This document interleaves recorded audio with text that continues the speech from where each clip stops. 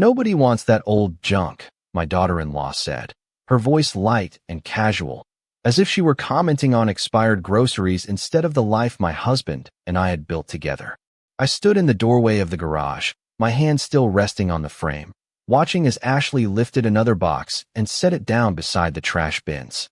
The lid had fallen open, and I could see the corner of George's old navy sweater, the one he wore every winter morning while reading the newspaper at our kitchen table. For a moment, I thought I had misheard her, that maybe grief had dulled my hearing the same way it had dulled everything else these past few weeks. But then she laughed softly and brushed her hands together, like she was done with something unpleasant. No one corrected her, not even my son. Daniel stood a few feet away, scrolling through his phone, his face lit by the screen instead of the afternoon sun. He didn't look at me. He didn't look at the boxes. He didn't look at anything that might require him to feel something. I stepped forward slowly, the concrete cool beneath my shoes, and crouched beside the nearest box. Inside were decades of a life that now seemed to belong to someone else. Old photo albums with worn edges.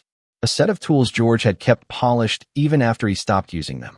A stack of letters tied together with a fading ribbon, his handwriting still strong and steady across the envelopes. I reached out and picked one up, brushing a thin layer of dust from the surface, though I knew it hadn't been there long. It felt heavier than it should have, like it carried something more than paper inside. Behind me, Ashley sighed.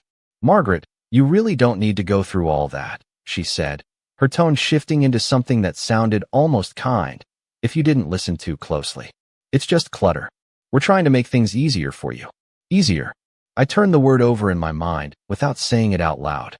Easier didn't usually feel like this. Easier didn't come with the quiet removal of everything that proved a person had once existed. I closed the lid of the box gently, careful not to let it slam. "I see," I said, my voice steady in a way that surprised even me. Ashley smiled, relieved, as if I had just agreed with her. As if this had all been a simple misunderstanding. Daniel finally glanced up then, just for a second, his eyes meeting mine before quickly looking away again. There was something there. Something uncertain, maybe even uncomfortable, but it disappeared as quickly as it came. I stood up, brushing my hands together, and looked at the row of boxes lined up beside the trash bins. Years of memories reduced to something waiting to be taken away. I didn't argue. I didn't raise my voice. I didn't tell her that every single item in those boxes had once been touched, chosen, or cherished by the man I had loved for 42 years. Instead, I nodded once, as if I understood. Because in that moment, I realized something far more important than what was being thrown out. This wasn't about the boxes. It wasn't even about George. It was about what they thought I was worth now that he was gone. And as I turned and walked back into the house without another word, I understood that they had already made their decision. What they didn't know yet was that I was about to make mine. I woke up the next morning before the sun had fully risen. The house still wrapped in that quiet kind of silence that only exists when everyone else is asleep or pretending to be. For a moment, I lay there staring at the ceiling, trying to remember what it used to feel like to wake up without that heaviness pressing down on my chest. Then I turned my head slightly, and the empty space beside me answered that question before I could even finish asking it. George's side of the bed was perfectly smooth, untouched, the way it had been every morning since the day we buried him. I sat up slowly, careful with my movements, as if the house itself might be listening. The hallway felt longer than usual as I walked toward the kitchen, each step echoing softly against the hardwood floors. When I reached the doorway, I stopped. Something was different. It took me a second to understand what it was. The coffee maker was gone. Not broken. Not moved to another counter. Gone. In its place was an empty stretch of space that looked too clean, too deliberate. George had bought that coffee maker 20 years ago. He used it every single morning, measuring the grounds with the same chipped spoon, humming under his breath while the machine sputtered to life. I stood there, staring at that empty space, and felt something shift quietly inside me. Not a sharp pain, not even anger, just a slow, steady realization. I opened the cabinet above the counter, the one where we kept the mugs. Half of them were missing. The blue one with the crack along the handle. The white one with the faded lettering from our trip to Vermont. The heavy ceramic one he used every Sunday. All gone. I closed the cabinet carefully and rested my hand against the wood for a moment, letting the cool surface ground me. From upstairs, I could hear movement. Footsteps. A door opening, then closing. Life continuing, as if nothing important had been removed from this house piece by piece. I poured myself a glass of water instead and sat down at the kitchen table. My chair. The same chair I had sat in for decades, across from George, morning after morning. The sunlight began to creep through the window, casting a soft glow across the surface of the table, and for a brief second, I could almost see him there. His newspaper folded neatly, his reading glasses perched low on his nose. The quiet comfort of routine. I blinked and it was gone. In its place was the faint outline of where something had once been. Later that morning, I walked past the garage again. The boxes were no longer there.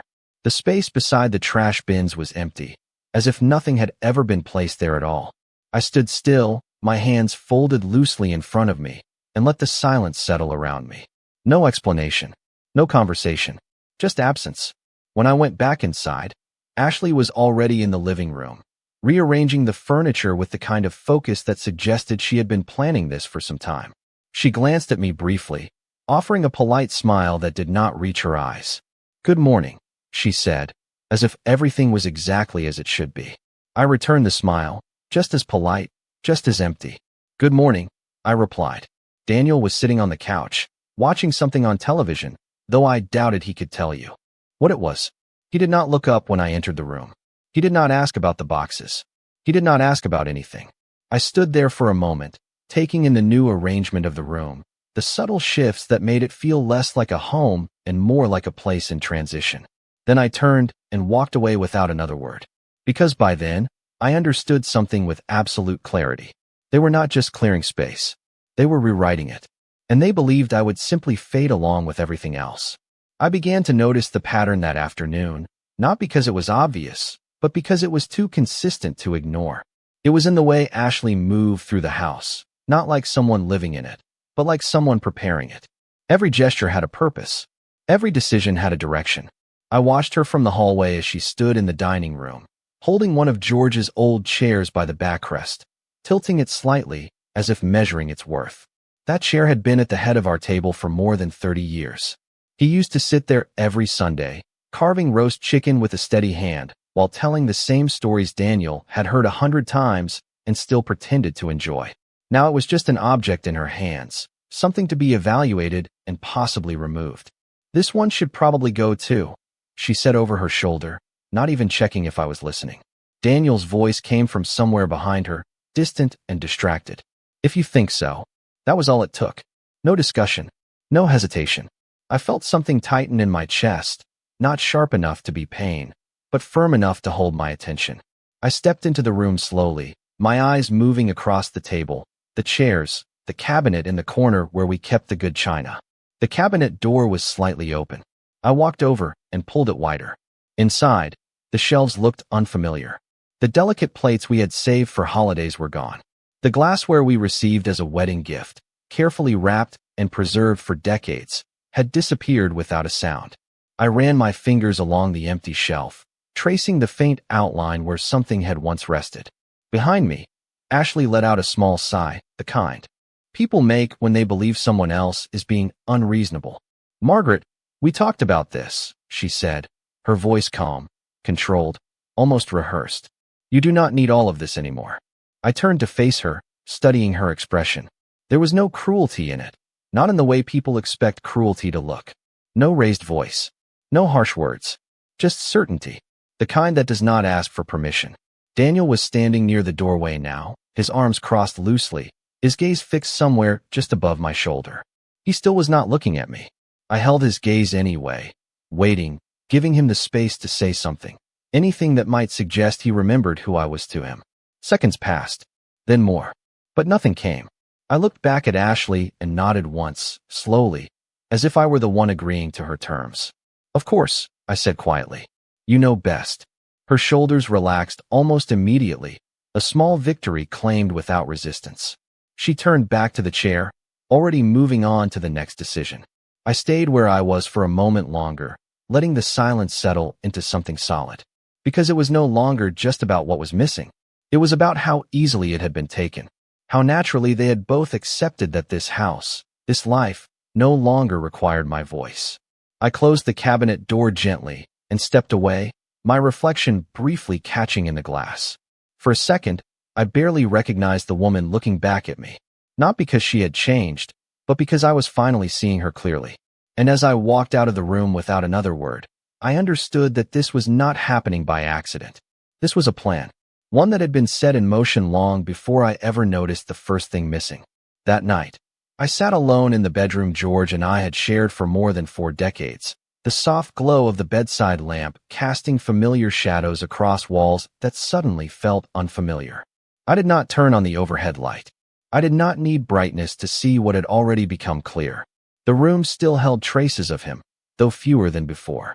His side of the closet was half empty now, the hangers spaced too far apart, like someone had been careful to remove things without drawing attention to how much was gone.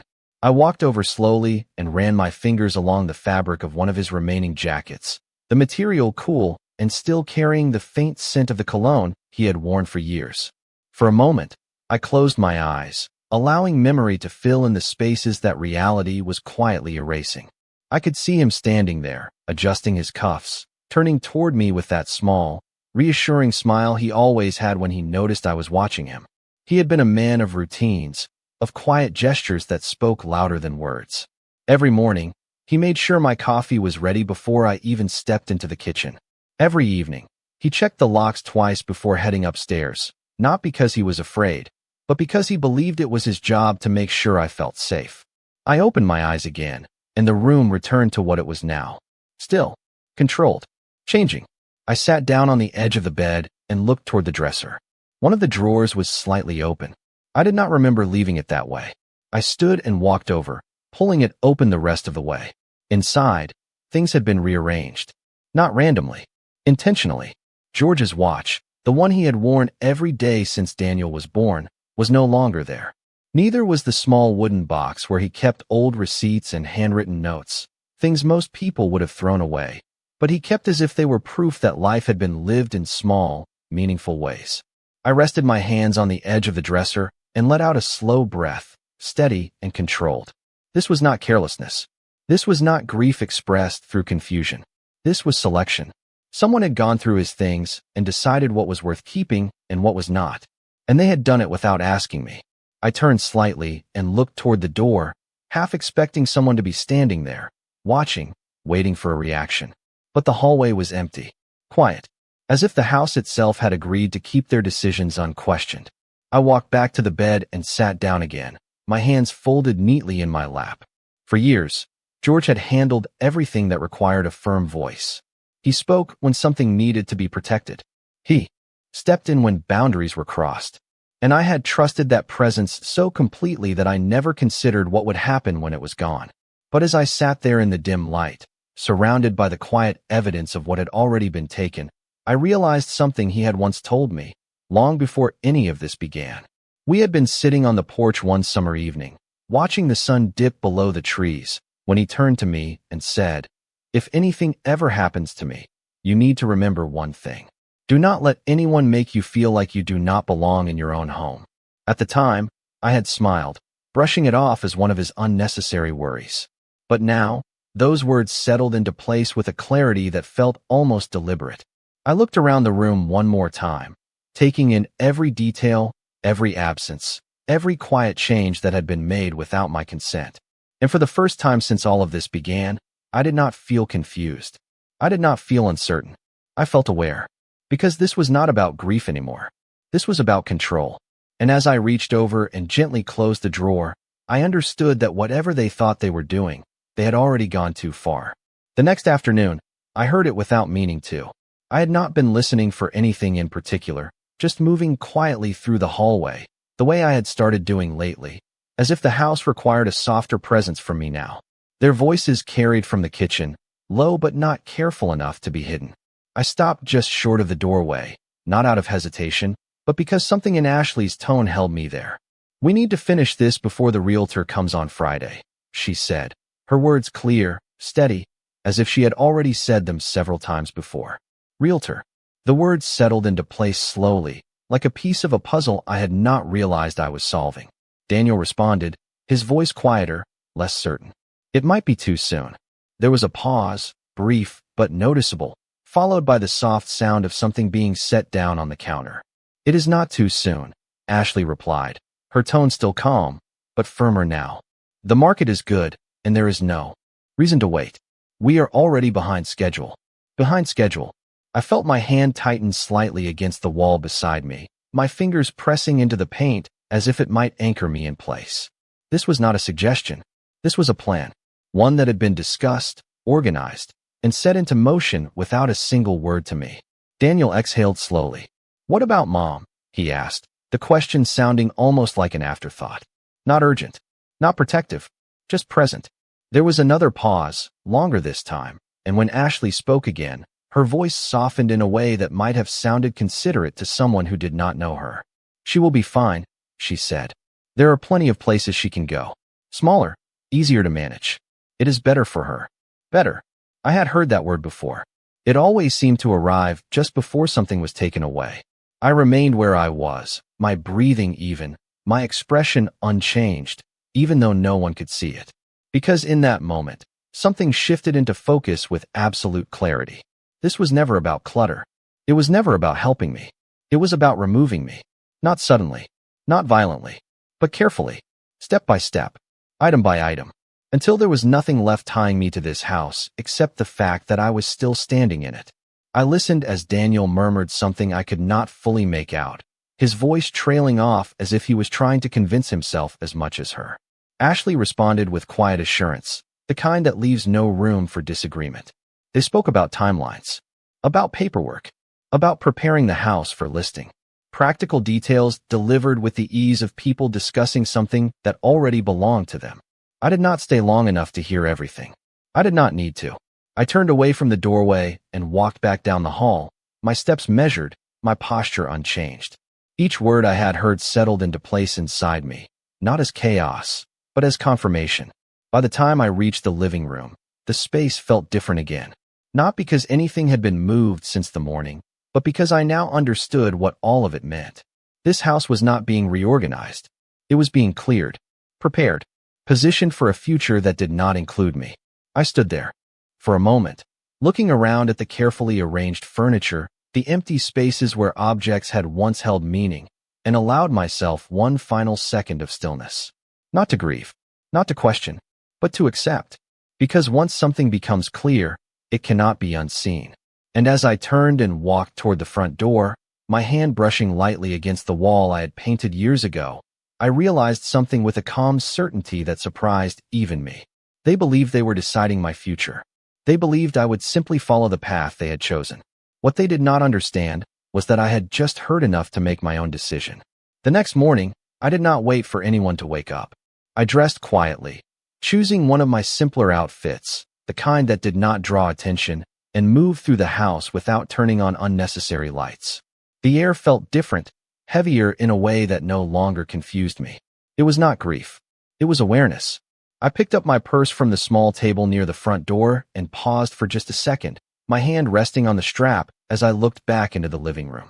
Everything was in its place, carefully arranged, thoughtfully cleared, as if the house was already trying to impress someone new. I stepped outside and closed the door behind me without making a sound. The morning was cool, the kind that carries a quiet stillness before the day fully begins. I got into my car and sat there for a moment, my hands resting lightly on the steering wheel. For years, George had handled things like this. Paperwork, decisions, conversations that required a firm tone and clear boundaries. I had trusted him to do it, not because I could not, but because I never needed to. Now, as I turned the key in the ignition, I realized that part of my life had ended the moment he did. The drive across town felt longer than usual, though the roads were familiar. I passed places we had visited together over the years, small reminders of a life that still existed somewhere, even if it no longer existed inside that house. When I finally pulled into the parking lot, the building looked exactly as I remembered it.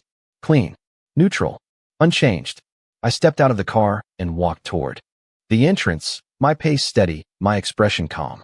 Inside, the air was cool and quiet, the soft hum of overhead lights blending with the distant sound of someone typing. The receptionist looked up as I approached, offering a polite smile. "Good morning," she said. "How can I help you?" I returned the smile, just as polite, just as composed. I would like to speak with Mr. Bennett, I said, if he is available. She nodded, glancing at her computer before picking up the phone. A few moments later, she gestured toward a hallway. He can see you now. I walked down the corridor, my footsteps measured, each one carrying me further away from the version of myself that had stood silently in that garage just days before. When I entered his office, he looked up from his desk, his expression shifting from professional neutrality to quiet recognition. "Margaret," he said, standing to greet me. I was sorry to hear about George. I nodded once, accepting the words without needing to respond to them. "Thank you," I said. He motioned for me to sit, and I did, placing my purse carefully on my lap. For a moment, neither of us spoke. Then he leaned forward slightly, his tone attentive. "What can I do for you?" I met his gaze directly, my voice steady, clear, and entirely my own. "I need to understand exactly what belongs to me," I said. The words settled between us, simple and precise. Not emotional, not uncertain, just factual. He studied me for a brief moment, as if assessing something beyond the question itself, then nodded slowly. "All right," he replied. "Let us take a look." And as he reached for the file cabinet behind him, I felt something shift again, not inside the house this time, but inside me. Because for the first time since all of this began, I was not reacting to what had already been done. I was preparing for what would come next. Mr. Bennett did not rush. He moved with the kind of deliberate calm that comes from years of handling situations people only understand when it is already too late. He placed a thick folder on the desk between us and opened it carefully, turning the pages one at a time as if each document carried weight beyond ink and paper. I sat still, my hands resting neatly in my lap, watching without interrupting. The silence in the room was different from the silence at home. This one did not feel empty. It felt structured, intentional. "George was very thorough," he said finally, his eyes scanning a page before he slid it slightly closer to me. "He made several decisions in advance." I did not lean forward right away. I let his words settle first, choosing not to react too quickly. "What kind of decisions?" I asked. My voice was even, almost detached, as if I were asking about someone else's life. Mr. Bennett glanced up briefly, then back down at the document. "The house," he said, tapping lightly on the paper. "It is not in Daniel's name." I felt a small shift in my chest, not sharp, not overwhelming, just enough to register. "It was placed into a protected trust," he continued, "with you as the primary beneficiary." I lowered my gaze to the page in front of me, reading the lines slowly, carefully, making sure I understood every word exactly as it was written. The address, the legal description, my name, not shared, not conditional, mine. Mr. Bennett turned another page. "There are also specific instructions," he added, "regarding the contents of the home, personal property, items of sentimental value." I thought of the boxes by the trash, the empty shelves, the missing watch. My fingers tightened slightly against the fabric of my skirt, but my expression did not change. "And?" I asked. He met my eyes then, his tone steady. "Those items are also protected," he said. "No one has the authority to dispose of them without your consent." The room remained quiet, but the meaning of his words filled the space completely. Not assumed, not implied, stated, documented, enforced. I sat back slightly, letting out a slow breath I had not realized I was holding. "Does Daniel know this?" I asked. Mr. Bennett hesitated for just a moment before answering. "He was informed that there were arrangements in place," he said carefully, "but the details were not fully disclosed." Of course they were not. That would have required patience. Respect. Two things that had clearly not been part of their plan. I nodded once, absorbing that information without comment. Mr. Bennett closed the folder gently, his hand resting on top of it as he studied me. "Margaret," he said, his voice softer now, "is there something specific you are concerned about?" I held his gaze for a moment, then allowed a faint, almost imperceptible smile to touch my lips. "Not warm, not emotional, just certain." "No," I said. "I am not concerned." I paused briefly, choosing my next words with care. "I just needed to understand." He nodded slowly, as if he understood more than I had said. "And now that you do?" he asked. I stood up, smoothing my hands lightly over my skirt, my posture straight, composed. "Now," I replied, "I will decide what happens next." I picked up my purse and turned toward the door, the quiet confidence in my steps something I had not felt in days. As I walked out of his office, the hallway seemed shorter, the air lighter, as if something had been returned to me that I had not realized was missing. Because for the first time since George was gone, I was no longer standing in a space that was being taken from me. I was standing in a position that had already been secured, and they had no idea.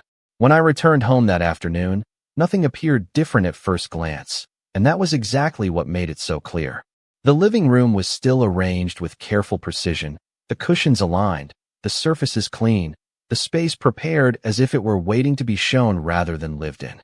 Ashley was standing near the window, speaking on her phone in a low, professional tone, her posture straight, her expression composed in a way that suggested she had already stepped into a role that did not belong to her. She glanced at me briefly as I entered, her eyes flicking over me before returning to her conversation. "Yes, Friday morning works," she said. "We will have everything ready." Everything. I set my purse down in its usual place, my movements unhurried, my presence quiet, but no longer uncertain. Daniel was at the dining table, a laptop open in front of him, though his attention seemed divided. He looked up when I walked in, just for a moment, then back down again, as if acknowledging me required no further action. I walked past them both without speaking and made my way toward the hallway, my fingers brushing lightly against the wall as I moved, grounding myself in the familiar structure of the house that had not changed, even if everything inside it had. In the bedroom, I closed the door behind me and stood still, letting the silence settle around me once more. Then I opened the dresser drawer again, the same one from the night before, and reached inside. This time, I was not looking for what was missing. I was deciding what would remain. I took out a small photograph, one of the few that had not yet been removed, and held it for a moment, studying the image of a life that had been built with intention, not assumption. Then I placed it carefully into my purse. One item. Chosen. Not taken. I closed the drawer and turned toward the closet, selecting a coat, simple and practical, the kind that did not invite questions. When I stepped back into the hallway, Ashley had ended her call. She was now moving through the living room with a measuring tape in her hand, checking distances between furniture, making notes on a small pad. She did not ask where I had been. She did not ask where I was going. For the first time, I noticed that she had already stopped expecting me to matter in these decisions. Daniel glanced up again as I approached the front door, his expression uncertain, as if he sensed something had shifted but could not identify what it was. "Going somewhere?" he asked, his voice casual, almost automatic. I paused with my hand on the door handle and turned slightly, meeting his eyes directly. "Yes," I said simply. He hesitated, then nodded, accepting the answer without asking anything more. That was all it took. I stepped outside and closed the door behind me, the sound soft but final. The air was warmer now, the afternoon light stretching across the driveway in long, quiet lines. I walked to my car and sat down, placing my purse beside me, my hand resting briefly on the photograph inside, as if to confirm its presence. Then I started the engine. As I pulled away from the house, I did not look back immediately. I did not need to, because for the first time since all of this began, I was not leaving something behind. I was positioning myself ahead of it. And by the time I reached the end of the street and finally glanced in the rearview mirror, the house looked exactly as it always had. Solid. Unchanged. Still mine. They just did not know it yet. Friday morning arrived quietly, the kind of quiet that usually comes with anticipation, but this time it carried something else entirely. I was already awake when I heard movement downstairs, measured footsteps, the soft murmur of voices preparing for something they believed was inevitable. I dressed carefully, choosing the same calm, understated pieces I had worn before, nothing that would draw attention, nothing that would suggest anything had changed. Because on the surface, nothing had. When I walked into the living room, Ashley was standing near the entrance, speaking with a woman I had never seen before, her posture confident, her gestures precise, as if she were presenting something she owned. "This is the main living space," she was saying, her tone smooth, professional. The woman beside her nodded, taking notes, her eyes scanning the room with practiced interest. Daniel stood off to the side, hands in his pockets, watching the exchange with a quiet detachment that felt all too familiar. None of them noticed me at first. Not really. I stepped forward slowly, my presence steady, my gaze clear, and only then did Ashley pause mid-sentence, her expression shifting just slightly as she turned toward me. "Oh," she said, a small interruption in her otherwise seamless presentation. "Margaret, we are just getting started." I nodded once, acknowledging her words without engaging with them. Then I looked at the woman beside her, offering a polite, composed smile. "Good morning," I said. "You must be the realtor." The woman returned the smile, though there was a flicker of uncertainty in her eyes now, something that had not been there a moment ago. "Yes," she replied. "I am here to discuss the listing." I held her gaze for a second longer than necessary, not challenging, not confrontational, just certain. "That will not be necessary," I said calmly. The room stilled. Not dramatically, not loudly, just enough to be felt. Ashley's expression tightened, her composure faltering for the first time since I had known her. "I am sorry," she said, her voice still controlled, but sharper now. I reached into my purse and removed the folder Mr. Bennett had prepared, placing it gently on the table between us. "There seems to have been a misunderstanding," I continued, my tone even measured. "This property is not available for sale." Daniel shifted slightly, his attention fully on me now, confusion replacing the distance that had defined him for days. Ashley let out a small breath, something between disbelief and irritation. "Margaret, we already discussed this," she said. "This house needs to be sold." I looked at her then, really looked at her, and for the first time, I did not see control. I saw assumption. An assumption, I realized, is a very fragile thing. "No," I said quietly. "You discussed it." I opened the folder and turned it toward the realtor, my finger resting lightly on the line that carried my name, the legal language clear and undeniable. "The house is held in a protected trust," I explained. "I am the sole beneficiary." The realtor leaned in slightly, reading, her expression shifting from professional neutrality to something more cautious, more aware. Daniel stepped closer, his eyes scanning the document as if seeing it for the first time, his silence heavier now, no longer empty but filled with the weight of something he had not expected. Ashley did not move right away. She stood perfectly still, her gaze fixed on the paper, her certainty unraveling in quiet, invisible threads. No one raised their voice. No one needed to. The truth did not require volume. I closed the folder gently and returned it to my purse, my movements unhurried, controlled. Then I looked at each of them in turn, my expression calm, my posture steady.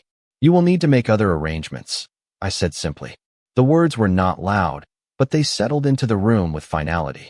I turned then, walking toward the hallway without waiting for a response, without needing one. Because some things do not require discussion once they are understood. And as I moved through the house, past the spaces they had already begun to reshape, I felt something return to its proper place. Not the furniture, not the objects, but the balance. The quiet certainty of knowing exactly where I stood. And this time, there was no question about it at all.